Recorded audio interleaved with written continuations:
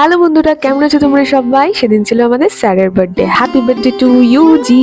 Cake shake है तो फिर बुलाओ जी, ऐसे ही तुम बुढ़े होते रहोगे, हमको उससे क्या मतलब बताओ জি।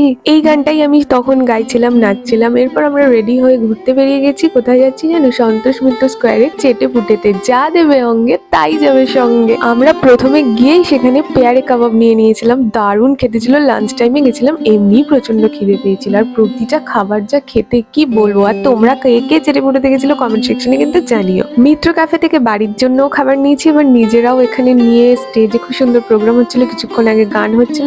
আজকে বার্থডে স্পেশাল লাঞ্চে কি দাদা বৌদির মাটন বিরিয়ানি, বাড়ি গিয়ে খাবো। এত এখনো খেয়ে নিয়েছি আর জায়গা নেই। সন্ধ্যাবেলা ভাই বোনদের নিয়ে দারুণ একটা বার্থডে সেলিব্রেশন হলো। বারবার ये दिन आए, बार बार ये दिल गाए, तू जिए हजारों साल ये मेरे आरज़ू, हैप्पी बर्थडे टू यू। আর এই বাজে গান শুনতে হবে না। আজকের মতো টাটা।